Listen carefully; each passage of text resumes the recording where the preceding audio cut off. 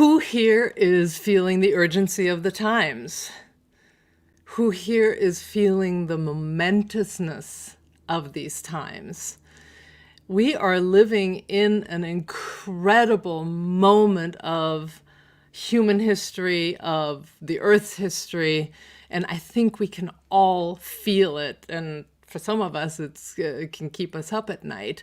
You know, there's who remembers The Never-Ending Story, that book that was in the 80s, late 80s, and it was turned into a movie. It's almost like that book had a prophecy in it, where, you know, in the basic story is that there is this nothingness, is what they call it, is sweeping this land called Fantasia, and it's literally devouring life. It's devouring all that is beautiful, all that is life, and a hero is sent out to try to save Fantasia. And the way, actually there's two heroes in this story, but the way that Fantasia is going to be saved, the way that they're going to avert this nothing energy coming through and sweeping up everything in Fantasia, is that they need to give the princess a new name. And so here all of us are that can see what is happening, that are longing for a different world, that know that we can have a different world. We are now shouting from the rooftops these names: love, oneness, unity, coherence. We're putting it out there, and you know, it feels like most of it is landing on deaf ears. You know, society as a whole, worldwide, is still choosing anti-life, is still choosing this nothingness energy. In fact, just this morning, I saw this little clever clip. It was like a minute and a half long, and it started off at the United Nations, you know, the whole General Assembly sitting there, and all of a sudden the doors open and in walks a dinosaur, a Tyrannosaurus Rex. Tyrannosaurus Rex. Yes, I can say that. And, you know, everybody's like, ah! And he walks up and goes up to the podium and basically says, you know, I'm here to talk about extinction because I know something about that. And a little speech later, and then the one thing he says is, and what just makes absolutely zero sense to me is that here's a species that is basically organizing its own extinction. You know, it's just like us dinosaurs basically organizing a meteor to you know, wipe us out. And you know, you're still funding the fossil fuel industries and all these destructive industries. It's like us funding these meteors, you know. And I thought it was just you know, it was very cleverly done to point out that, yeah, we are basically, in the name of anti-life, in the name of money, in the name of our need to control, we are basically organizing our own demise. And so, you know, it's really interesting. We are here in this event to co-create coherence. And I've really sat with that notion of co-creating coherence. And what I've come to is that I believe that the only way that we are going to create external coherence, that with the world we long to live in, is by creating internal coherence. You know, Einstein has this famous quote: we can't solve our problems with the same level of thinking that we were in when we created them. And that is so true. We have to change our thinking, but the only way we change our thinking is by changing our state of awareness. We are standing at a crossroads right now, collectively as humans, and every single human being must choose. that's one of the reasons things are so crazy, because there is pressure on every human being to choose right now. Do you choose to, as my beloved late husband Rennie Davis used to say, go on the scrap heap of evolution? Or do we choose to make a fundamental, profound quantum leap in our awareness right now? We are on the journey of evolution, but it's been molasses right now, to actually go from here to here, to wake up 100% in one lifetime. That's when we have internal coherence, when we're awake 100%. I've had a long journey of, spiritual seeking. Like, I'm certain most of you who are listening here, I'm going to guess that all of you who are listening here have been on your unique spiritual journey. For me, it's been a dabbled journey. I dabbled here and I went to this tradition and dabbled a little bit there, picked that, but nothing was coherent for me in any of what I saw. Some of the things resonated and some of them absolutely didn't.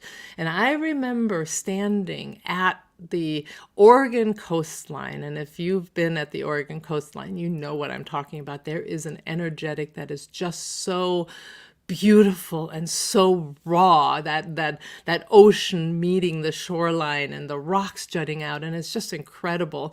And it was one of those foggy days, and I remember standing on the beach and looking out into that fog, and I had this massive upwelling of longing for what I didn't know, but it was all consuming longing. And again, my guess is many of you have felt that kind of a longing for something that you're reaching for something that you want to get to. And to me, that is the part of us that is the intelligent, unlimited being that has been with us from the beginning of our existence, beckoning us to choose it, to become it, to evolve into it. And it's that homing beacon inside of us that is saying, this way, this way, this way. And some listen, some feel it stronger than others, but I believe that you all have felt that. And that is the state of inner coherence, when you can reach towards that authentic self, unlimited being of who you can become. But there is a process for that. And so it's a feeling. To touch that is actually a feeling. And there, all the spiritual paths, all the religions, all of that which we've had at our fingertips to help us, those are all paths leading to the same thing, which is you being able to touch and feel who you truly are, to touch and feel that state of inner coherence, of inner sovereignty, of inner royalty. All of them are paths, and some of them meander and feel a little fuzzy, and as one of our students says, fluffy bunny and all that. They're all unique and they all have something to offer. But I believe we are now at a very, very important and urgent without fear time where we need to figure out how to make a profound evolutionary leap now, to step out of the molasses way of evolving and actually getting into making a very profound leap in our evolution. And one of our students just recently in a retreat said something that really stuck with me. And it was this. She said, I did not realize that what I was longing for all along on my journey was to feel who I am, to feel who I am. It's not an intellectual thing. It's about feeling who you are. It's a state of being of who you are. And that's what inner coherence is. And I know many of you have touched or even had hints of that, and that's what's been your lighthouse, your what's been beckoning you forward. So what if we now could make a profound leap? And to me, this is a leap from one paradigm to another. We are in a paradigm shift that we can choose. As you can tell, I am not from the belief system that this is just an automatic thing. Yes, there are underlying currents that help move us along, but ultimately the only law that exists in this reality is the law of free will with the right to exist. And so free will means you have to choose your evolution. Rennie used to say evolution is self-selecting. And so we must choose to evolve if that's what we want. And not to evolve is fine too. See, there is no right or wrong answer in this. But we have this incredible pathway in front of us now that we get to choose if we want. And it is a literal leap from one paradigm, which is the current paradigm, which is let's call it the savior paradigm. It's the paradigm that says we are flawed and we are victims and we need to be saved in order to make the next step. This is, you could call it the Christ consciousness, the Christ without, but you can take that into the Galactic Federation and Buddha and Muhammad, and you can take it to all of the figures that we have where we look outside of ourselves to say, please save me and take me to the fifth dimension, or whatever. We look outside of ourselves for that saving. And, even in the spiritual groups, I can still see that. It's like the universe will take care of it. Right? We will be saved that way. And so the profound shift to inner coherence that we get to make now is to understand that we have the most incredible birthrights and heritages as a species. We are absolutely magnificent beings, unlimited beings, but we are in diapers. We still are at the very, very beginning of our evolutionary journey, and we get to make this journey that is eternal. It's an eternal journey, but we are the creators of our experience. And then we get to co-create with the universe. We get to co-create and ask for support, but there's nobody directing us. We get to choose. And so that is the paradigm that we're now shifting into if we want, if that's what we want. But that means we've got to take 100% responsibility for our lives. We understand that we create every nanosecond of our experience, and we get to take charge of the perceptions that are underlying our experiences. Perception is your superpower. And so we get to take charge of that superpower now. And so what I want to just lay out is what I call the 4 pillars of how to make this leap in awareness, how to wake up 100% in one lifetime. See, you all came in knowing this was going to happen. This time was going to happen. This choice time, this crossroads that we're standing at, and you wanted to be here and you wanted to try to see if you could wake up 100% in one lifetime. Never been done. It's a huge feat, But there's millions of us who said, okay, this is it. We want to make this evolutionary leap. And so that's what's been beckoning you. Your own life plan coming in has been beckoning you. And so you want to be doing this. And so here is a very clear, precise way in which we can accomplish this in one lifetime. So number one is precise, clear, no fluff understanding of who you are and who you can become. And there is new information coming into this world. And I honor all of the masters and all of the traditions and all of the religions that have brought us to this moment. And we are now ready to make another step in our understanding. So who are you?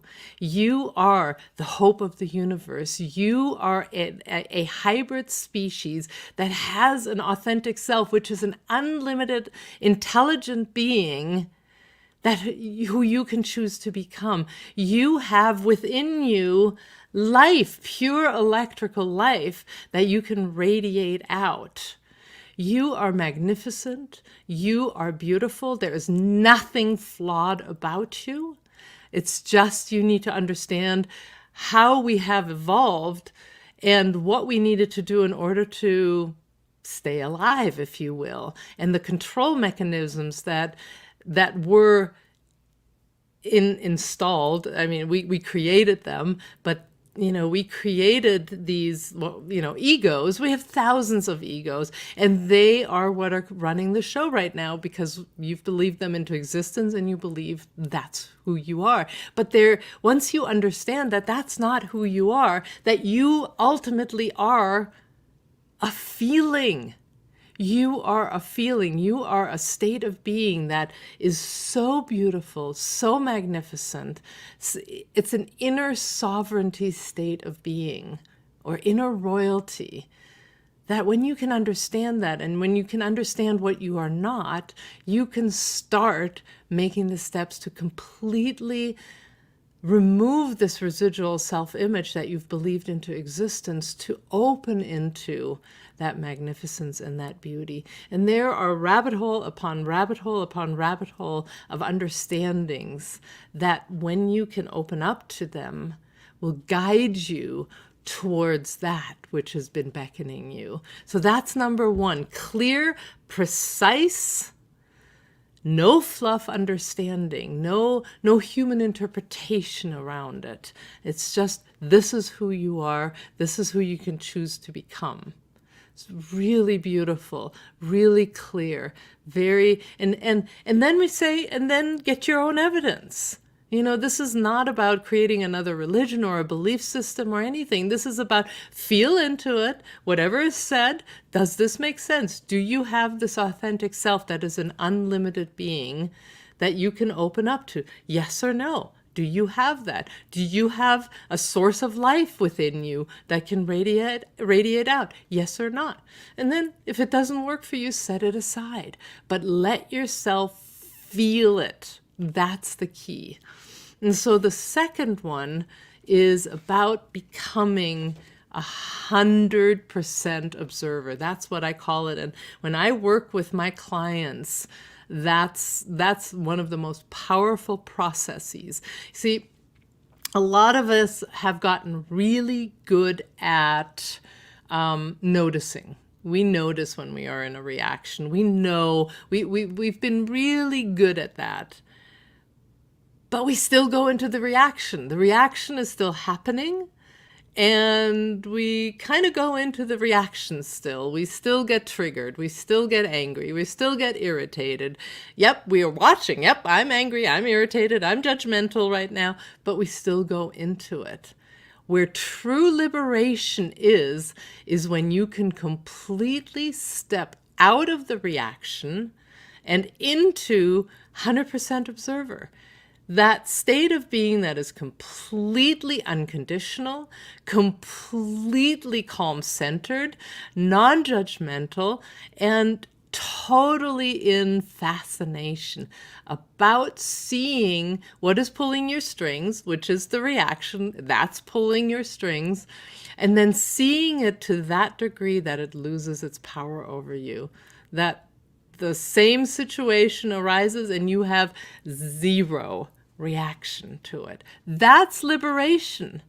Now, we're very addicted to our emotional reactions. And so that's a whole, thing we would have to work through.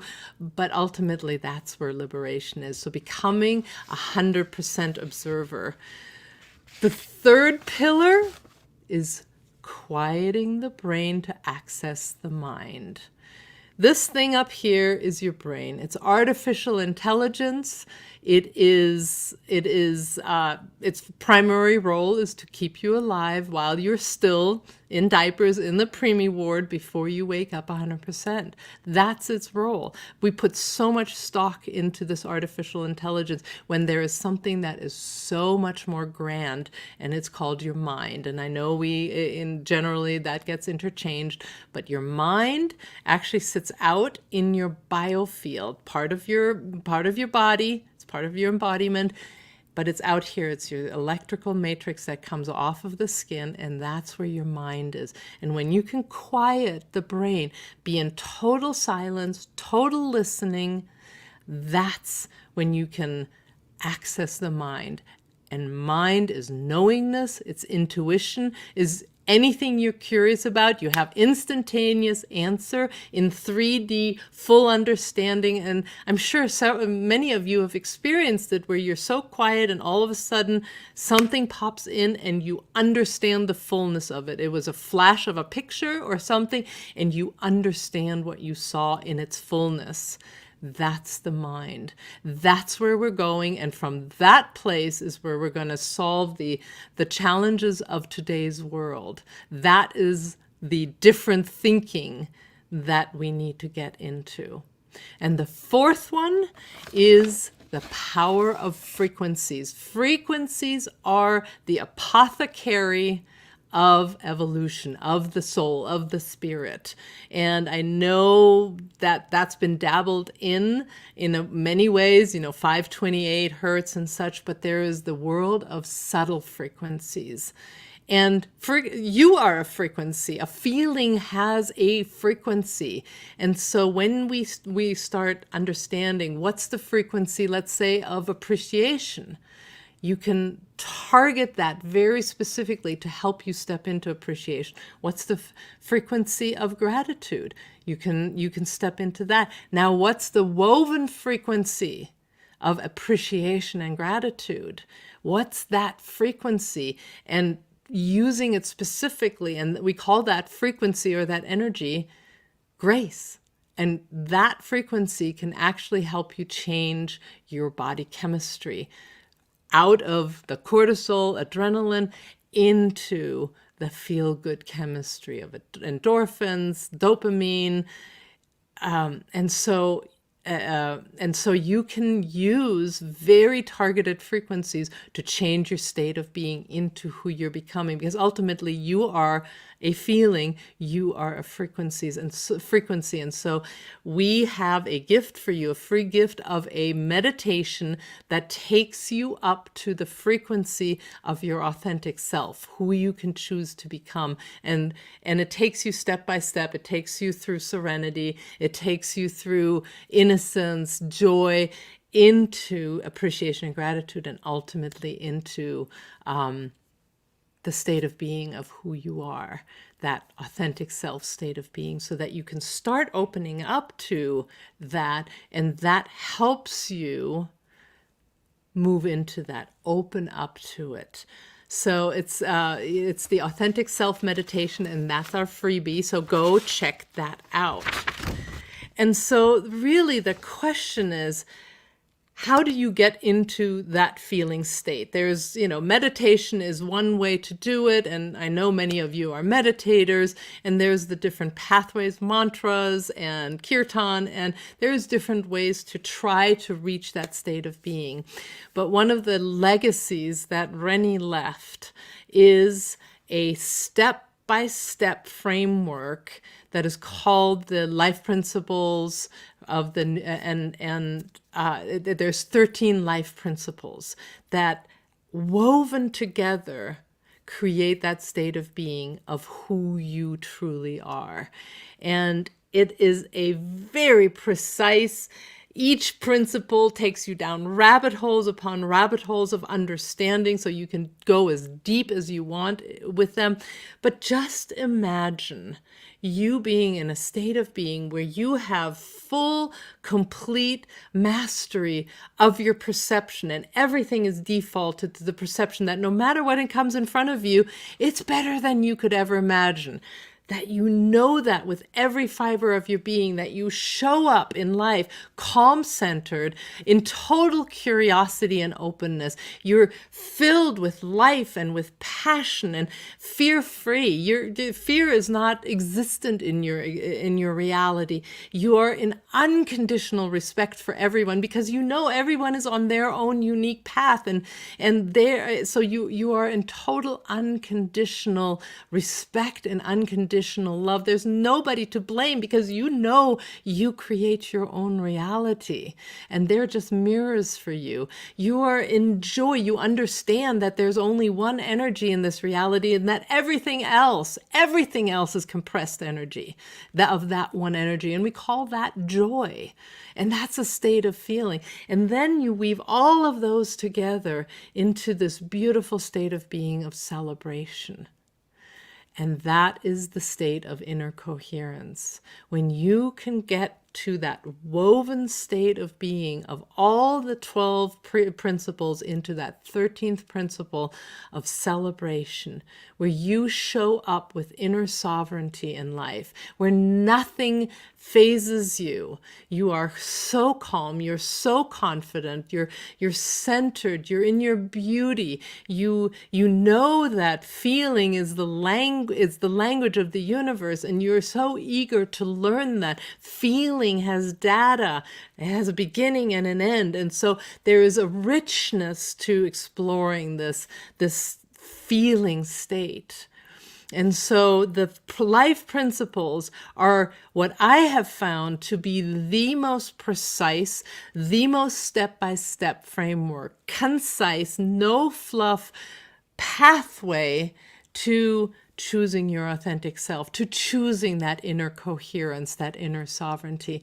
And so I am going to be teaching this life principle training through our New Humanity Academy, and it'll start in January, where we go principle by principle by principle. And as many of our students have said, but in particular this gal Billy said, it has absolutely changed my life. In fact, she was getting ready to have a divorce. She met her to-be ex-husband for lunch after she took the training, the life principle training. He said, "You are completely different person from who I knew you to be," and they're back together now. And so this is not just about, spiritual fluff. This is about you changing yourself so profoundly that your life will change. You will manifest easier. You will be able to create the life you want to live, be as abundant as you want, the relationships you want, because you're coming from this inner coherent state. And so if you're interested in learning more, and if you would like me to send you the invitation to that life principle training, just go ahead and email me. It's Kirsten, Kirsten, at ffh.org, and I will send you the invitation. And I would love you to join us, because right now we need many of us to truly make the journey to wake up 100%, because in order to create the external coherence that we are wanting, that this event is for, we need to create that inner coherence. And that is choosing to become your authentic self. That is choosing to wake up 100%. And that's how we change the world. So thank you, everybody, for being here, for being on the journey, for listening to your longing, for listening to the beckoning and that homing beacon. And I look forward to hearing from you. So take care, everybody, and enjoy the rest of your event. Bye.